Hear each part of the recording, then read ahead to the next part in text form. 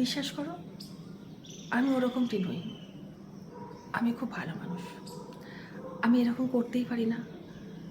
যদি তোমাদের বিশ্বাস না হয়, সবার কাছে জিজ্ঞাসা করে দেখো না। আমার চেনা জানা বন্ধু বান্ধব আশেপাশে যারা আছে, তারাই বলে দেবে আমি মানুষটি ঠিক কীরকম। কিছু মানুষ আছে, যেই মানুষগুলো সবার কাছে ভালো থাকে, প্রত্যেকটা মানুষের কাছে তার সুগন্ধির মতন সুনাম আছে।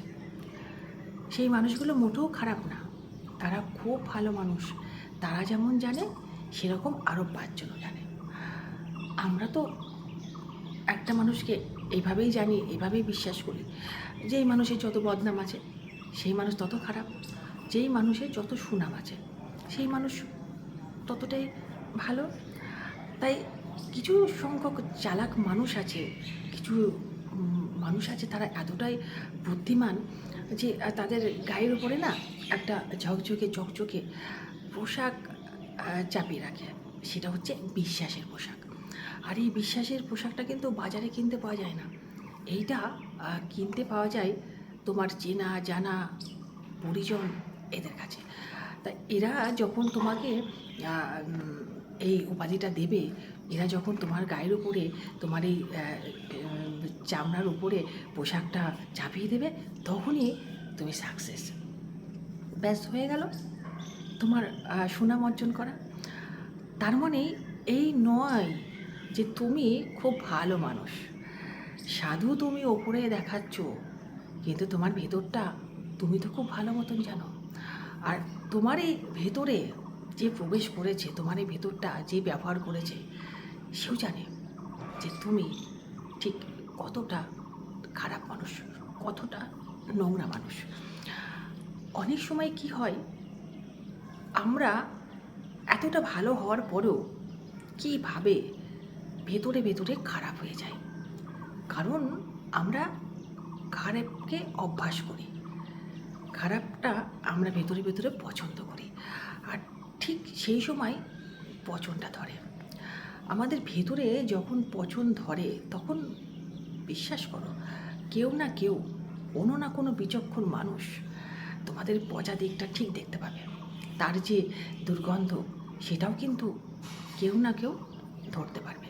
সংখ্যাটা খুব কম, এবং সেই সংখ্যক মানুষ যখন তোমার এই পচন ধরা ভেতরটা, গন্ধময় ভেতরটা সম্পর্কে কথা বলবে, তখন এই যে আশেপাশের যে মানুষগুলো আছে, যারা তোমাকে এত ভালো বলে, তোমার এত সুনাম দিয়েছে, সেই মানুষগুলো এসে পাশে দাঁড়ায় না। তো আমরা তো জানি না, আমরা তো দেখিনি, দেখবে কী করে, জানবে কী করে? তারা তো তোমার বাইরে লেটকে আছে, তোমার ভেতরে তো প্রবেশ করেনি।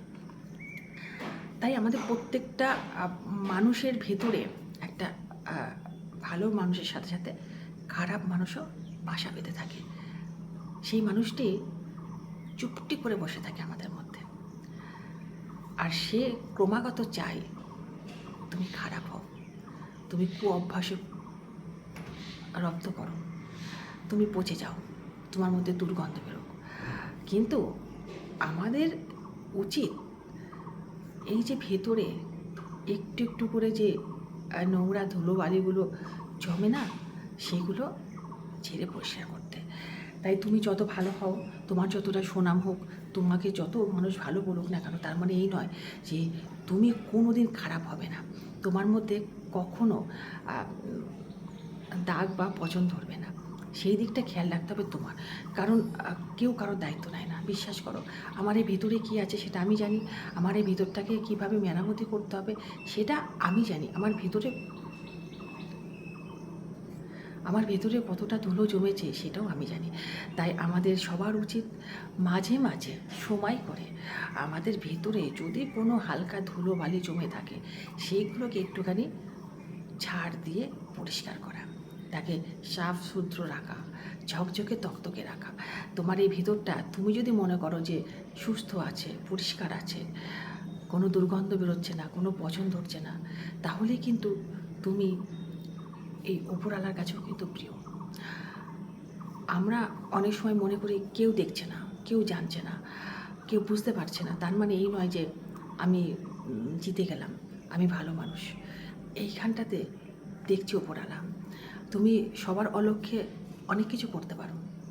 তার মানে এই নয় যে তুমি খুব ভালো মানুষ। সবাই তোমাকে ভালো বলছে মানে তুমি এই নয় যে তুমি উৎকৃষ্ট মানুষ। এইখানটাতে কিন্তু সবাই দেখতে পায় না, এখানে যে দেখতে পায় সে হচ্ছে ওপরওয়ালা, সেই মালিক। সেই মালিক তোমার বাইরেটা দেখবে না, দেখবে ভেতরে। তাই তার উপযুক্ত করতে গেলে তোমার এই জায়গাটাতে পরিষ্কার রাখতে হবে। ধুলো বালি নোংরা কিছু জমতে দিলে হবে না। পাঁচজনকে দেখে কি হবে? সে আছে ওপরে, তোমার এই অন্তরটা তাকে দেখাও। সেইখানে যদি তুমি নিজেকে প্রমাণ করতে পারো তুমি ভালো, তুমি পবিত্র, তুমি শুদ্ধ, তুমি কোনো অন্যায় করো না, তাহলে তুমি জিতে গেলে। আমাদের কাছে প্রমাণ করে কিচ্ছু হবে না, কারণ আমরা মানুষ তো বেঈমান। এক এক সময় এক একটা মানুষকে এক এক রকমভাবে ব্যাখ্যা করি, কখনো বলি ভালো, কখনো বলি খারাপ। আমাদের আর বিশ্বাস কি? বিশ্বাস যদি করতে হয় তাকে করো।